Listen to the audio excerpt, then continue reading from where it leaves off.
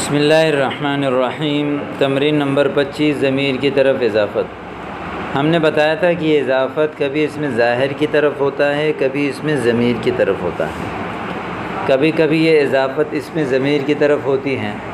تو آئیے اس ضمیر کے بارے میں آج ہم کچھ پڑھ لیں۔ تو ضمیر سب سے پہلے کس کو کہتے ہیں؟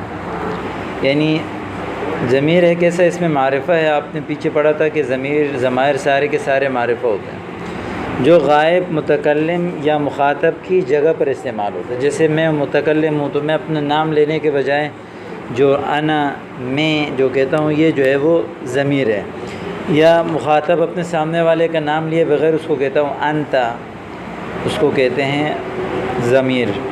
یا اسی طرح جس کے بارے میں ہم بات کر رہے ہوتے ہیں اس کا نام لیے بغیر وہ اس طرح کہتے ہیں، اس کو عربی میں کہا جاتا ہے ہوا، تو اس کو ضمیر کہتے ہیں جو متکلم، مخاطب یا جو ہے غائب کی جگہ میں استعمال ہو۔ ٹھیک ہے، یہ جو ضمیر ہے اس کی دو قسمیں ہوتی ہیں، ایک متصل، ایک منفصل۔ متصل اس کو کہتے ہیں جو یعنی کسی کے ساتھ ملا ہوا ہو، جو اس کو الگ کر کے نہیں پڑھ سکتے ہیں۔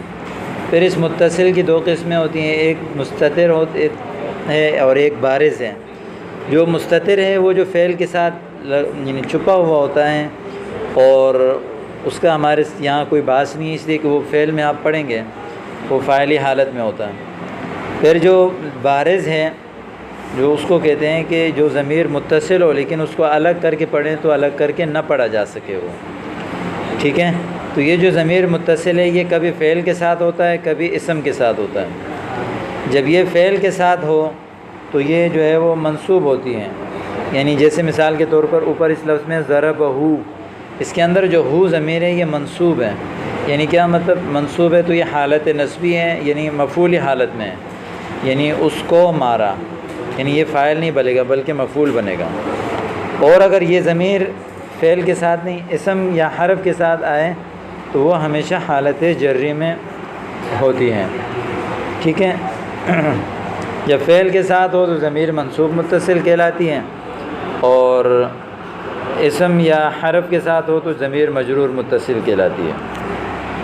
پھر یہ جو ضمیر ہے یہ اسم کے ساتھ ملنے کی صورت میں اسم مضاف بن جاتا ہے، یہ ضمیر جو ہے مضاف الیہ بنتا ہے۔ جیسے کتابہ، یہاں پر ان تمام گردانوں میں آپ دیکھیں گے کہ کتابہ، کتابہما، کتابہم، کتابہا، کتابہما، کتابہن، کتابک، کتابکما، کتابکم، کتابکی، کتابکما، کتابکن۔ ان سب میں پہلے جو ضمیر ہے اس میں ظاہر ہے وہ مضاف ہے، ہو، ہما، ہم، ہا، ہما، ہن، کا، کما، کم، کی، کما، کن، یہ سارے جو ہے وہ مضاف الیہ بن رہے ہیں۔ ٹھیک ہے، اور حرف کے ساتھ ملنے کی صورت میں جو حرف ہے وہ حرف جر ہوتا ہے اور آگے جو ضمیر ہوتی ہے وہ مجرور ہوتی ہے۔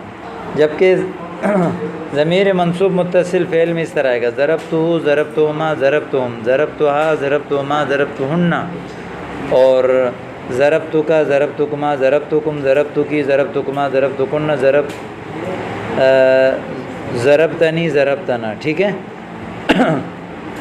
تو ضربتہ میں نے اس کو مارا، ضربتہما میں نے ان دونوں کو مارا۔ تو اس طرح آپ ضمائر کے ساتھ ساتھ اس کا ترجمہ کر سکتے ہیں۔ یہ تو تھا ضمیر متصل کے بارے میں۔ دوسری وہ ضمیر ہے جو منفصل ہیں، اس ضمیر کو کہتے ہیں جس کا استعمال جو ہے وہ کسی کلمے کے ساتھ ملائے بغیر بھی ہو سکتا ہے، ضروری نہیں ہے کہ اس کو آپ کسی کلمے کے ساتھ ملا کر پڑھیں۔ وہ جیسے ہوا، ہیا، ہما، ہم، ایاک، ایاکما وغیرہ، یہ سارے ضمائر منفصلہ ہیں۔ اور آگے جو ضمیر منفصل ہے اس کی دو قسمیں ہیں، ایک وہ ضمیر ہے جو رفع کے ساتھ خاص ہے، یعنی پیش کے ساتھ، اس کو کہتے ہیں حالت رفعی، یعنی ضمیر فاعلی کہتے ہیں، یعنی وہ ضمیر جو رفع کے ساتھ خاص ہے وہ ہمیشہ فاعل بنتا ہے، یعنی کرنے والے، کام کرنے والے پر دلالت کرتا ہے۔ دوسری وہ ہے جو نصب کے ساتھ خاص ہے، وہ ضمیر ہمیشہ منصوب ہوا کرتی ہے اور اس کو ضمیر مفعولی کہتے ہیں۔ یہ حالت رفعی، نصبی وغیرہ پڑھنے کے لیے آپ جو ہے وہ نحو کے دروس سے استفادہ کر سکتے ہیں، وہاں آپ کو یہ تفصیل کے ساتھ آئیں گے۔ وہ جو فاعلی ضمیریں ہیں وہ یہ ہیں، ہوا، ہما، ہم، انت، انتما، انتم، ہیا، ہما، ہن، انتی، انتما، انتن، انا، نحن۔ ضمیر منصوب جو مفعولی ضمیریں ہیں وہ یہ ہیں، ایاہو وہ ایک مرد، ایاہما وہ دو مرد، ایاہم وہ سب، ایاک ایاکما ایاکم، ایاہا ایاہما ایاہن، ایاکی ایاکما ایاکن، ایایا ایانا۔ تو یہ سارے کے سارے ضمائر کے بحث آپ کے سامنے آ گئے۔ اب جب آپ ترجمہ حل کریں گے تو آپ کے لیے آسانی ہوگی۔ ترجمہ دیکھیں، ریشۃ قلمی، ریش کہتے ہیں قلم کی نوک کو، ریشہ، اور ریش داڑھی کو بھی کہتے ہیں، ریش بال کو بھی کہتے ہیں۔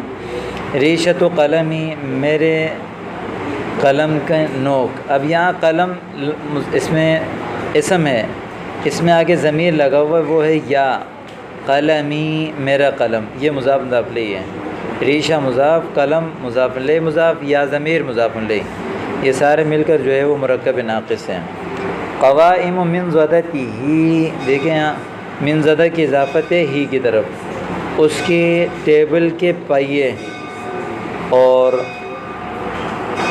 نمبر 3 صفرت وجہ کا، آپ کے چہرے کی زردی، صدق مقالتہم ان کی باتوں کی سچائی، معلم ابنائنا ہمارے بچوں کے اساتذہ، شعراء بلادکم تمہارے شہروں کے شعراء، مصارعۃ ابنیکما تم دونوں کے بیٹوں کی کشتیاں، دمیۃ بنتہا اس ایک عورت کی بیٹی کی گڑیا، لون خمار کا آپ کے دوپٹے کا کلر، ثمن اسورتہما ان دونوں کے کنگنوں کی قیمت، حذق بناتکن تم سب کی بیٹیوں کی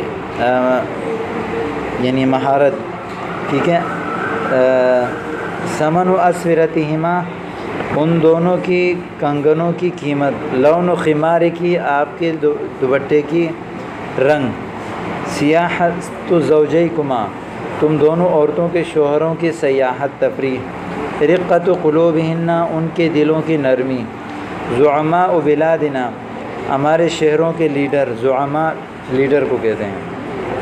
اب یہ اردو میں دیکھیں، میرے باغ کا منظر، منظر حدیقتی تیرے گھر کی دیوار، جدار بیتک اس لڑکے کا گیند، قرۃ ہو تم مردوں کی تیر اندازی،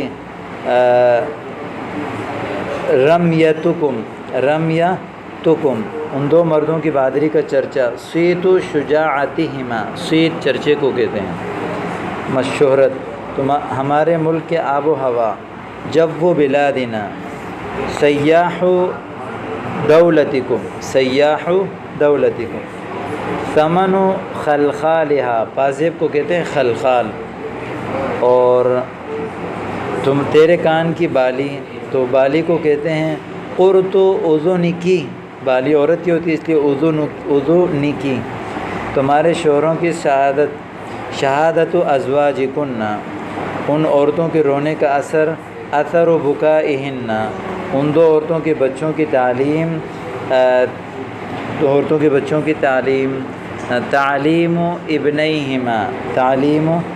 ابنیہما ان لوگوں کے علم کی شہرت علمہم ہمارے اسلاف کے کارنامے، صنائع